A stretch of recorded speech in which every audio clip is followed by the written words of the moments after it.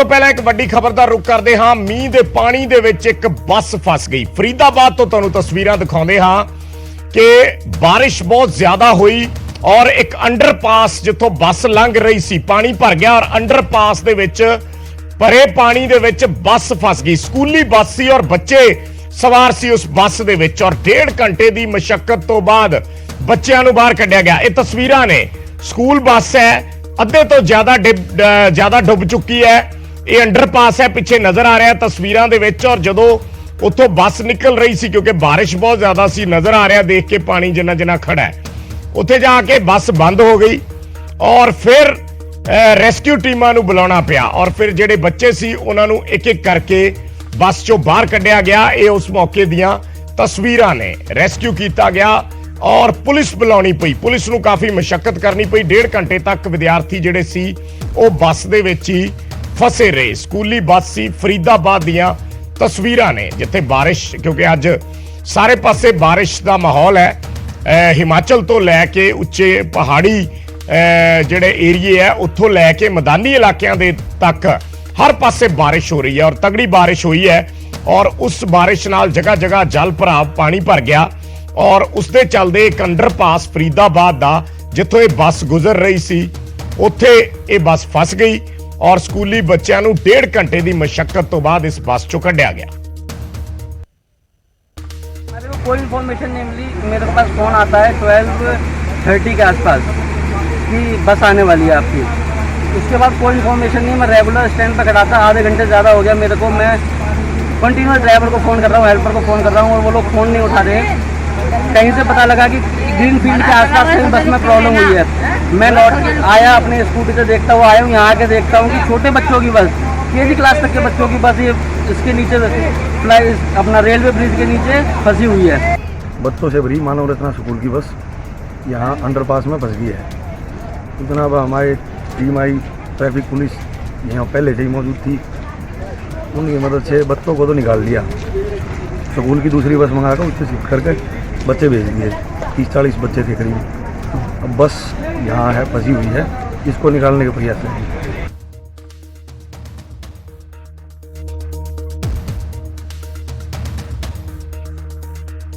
ਪਾਸ ਦੇ ਵਿੱਚ ਪਾਣੀ ਭਰਿਆ ਹੋਇਆ ਸੀ, ਉੱਥੇ ਸਕੂਲੀ ਬੱਸ ਫਸ ਗਈ। अनिल राठी साढ़े सहयोगी जुड़े ने और जानकारी दे लई। अनिल, अभी क्या स्थिति है, क्या सिचुएशन है? क्या अभी बस को निकाल लिया गया है या अभी भी मशक्कत चल रही है? जी देखिए विजयपाल जी, बात करी जाए तो ये अंडरपास जो है वो NHPC चौक पे स्थित है, जो कि फरीदाबाद के नेशनल हाईवे को जो है वो ग्रीनफील्ड कॉलोनी से जोड़ता है। अक्सर देखा जाता है जो इस अंडरपास के अंदर जो है वो लगभग 10 से 15 फुट पानी जो है वो हमेशा इसी तरीके से लगभग जो है वो भर जाता है। हालांकि सरकार जो है वो बड़े बड़े दावे करती है, प्रशासन जो है वो बड़े बड़े दावे करता है, नगर निगम की हर बार जो है वो वाटर जो हार्वेस्टिंग सिस्टम है उसके लिए जो है वो करोड़ों रुपए की सौगात लेके हैं। लेकिन जमीनी हकीकत पर जो है वो मामूली सी बरसात जब होती है तो इसी तरीके से एक ये अंडरपास की बात करी जाए या फिर इसके अलावा मेवला वाला अंडरपास या फिर ओल्ड फरीदाबाद वाला अंडरपास, देखिए तमाम जो अंडरपास हैं वो इसी तरीके से ही जो है वो पानी से लबालब हो जाते हैं और इसी कड़ी में लगभग जो है वो कई हजार लोग जो है वो इस ग्रीनफील्ड कॉलोनी के अंदर रहते हैं और इसकी कनेक्टिविटी जो है वो सिर्फ एक यही रोड है जिसकी कनेक्टिविटी है। तो इसी दौरान ये पूरा हादसा हुआ। लगभग 1.5 घंटे की कड़ी मशक्कत जो है वो पुलिस प्रशासन जो है वो स्थानीय पुलिस को करनी पड़ी, क्योंकि देखिए गनीमत ये रही कि क्योंकि नजदीक की जो है वो यहाँ पे पुलिस चौकी है, बिल्कुल बराबर में जो है वो पुलिस की यहाँ पे बूथ बना हुआ है, ग्रीनफील्ड का बूथ बना हुआ है। तो कहीं ना कहीं बच्चों को जो है वो समय रहते वहां से निकाल लिया गया। कोई बड़ा हादसा जो है वो नहीं हुआ कि जो है वो, क्योंकि बस पूरे तरीके से खराब हो गई थी। लगभग उसके बावजूद 2 घंटे बाद जो है वो क्रेन की मदद से जो है वो क्रेन को बुलाया गया और क्रेन की मदद से जो है वो उस बस को खिंचवा करके जो है वो बाहर की ओर किया गया। जी तो अभी बस को निकाल लिया गया है। जी देखिए बिल्कुल, बच्चों को जो है वो उसी समय लगभग 1.5 से 2 घंटे का ये पूरा रेस्क्यू चला था। 1.5 से 2 घंटे में बच्चों को निकाल लिया गया था। उसके बाद लगभग 2 घंटे बाद जो है वो बस को जो है वो क्रेन की मदद से, क्रेन वहाँ स्थानीय जो है क्योंकि गांव आसपास लगते हैं तो वहाँ के क्रेन और ट्रैक्टर की मदद से जो है वो बस को खींच लिया गया बाहर। तो वहां पे अनिल कोई पानी की निकासी का कोई इंतजाम नहीं है? क्योंकि अगर बारिश होती है और हर बार ऐसे पानी भरता है तो कोई ना कोई तो निकासी का इंतजाम तो होगा।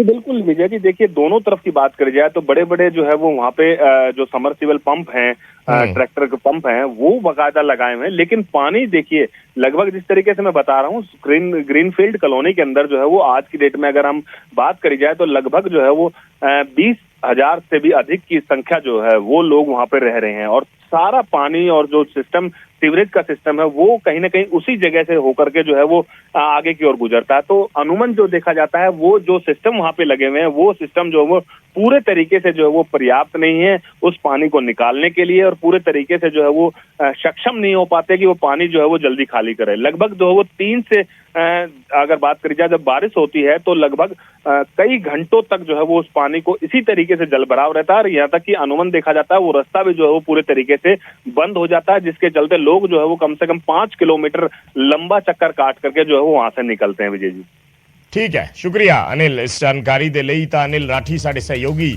ਫਰੀਦਾਬਾਦ ਤੋਂ ਜਿਸ ਤਰੀਕੇ ਨਾਲ ਜਾਣਕਾਰੀ ਦੇ ਰਹੇ ਸੀ ਕਿ ਇਹ ਹਾਲਾਤ ਨੇ ਉੱਥੋਂ ਦੇ, ਜਦੋਂ ਬਾਰਿਸ਼ ਹੋ ਜਾਂਦੀ ਹੈ ਤਾਂ ਇਹ ਕੋਈ ਅੱਜ ਦੇ ਦਿਨ ਦੀ ਹਾਲਾਤ ਨਹੀਂ। ਅੱਜ ਤੇ ਇੱਕ ਬੱਸ ਫਸੀ ਔਰ ਉਸ ਦੇ ਨਾਲ ਇਹ ਜ਼ਿਆਦਾ ਸੁਰਖੀਆਂ ਦੇ ਵਿੱਚ ਆ ਗਿਆ, ਪਰ ਅਦਰਵਾਈਜ਼ ਹਰ ਬਾਰਿਸ਼ ਤੇ ਉੱਥੇ ਇਹ ਮਾਹੌਲ ਪੈਦਾ ਹੁੰਦਾ ਹੈ, ਪਾਣੀ ਭਰ ਜਾਂਦਾ ਹੈ ਔਰ ਫਿਰ ਲੋਕਾਂ ਨੂੰ 5-5 ਕਿਲੋਮੀਟਰ ਦੇ ਚੱਕਰ ਕੱਢ ਕੇ ਜਾਣਾ ਪੈਂਦਾ ਹੈ।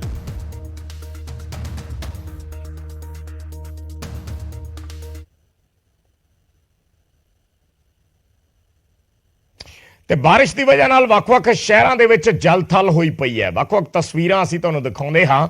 ਫਰੀਦਾਬਾਦ ਦੀ ਇੱਕ ਤਸਵੀਰ ਜਿਹੜੀ ਅਸੀਂ ਤੁਹਾਨੂੰ ਦਿਖਾ ਰਹੇ ਸੀ, ਔਰ ਇੱਕ ਤਸਵੀਰ ਦਿਖਾਉਣੇ ਆ ਬਠਿੰਡਾ ਦੀ।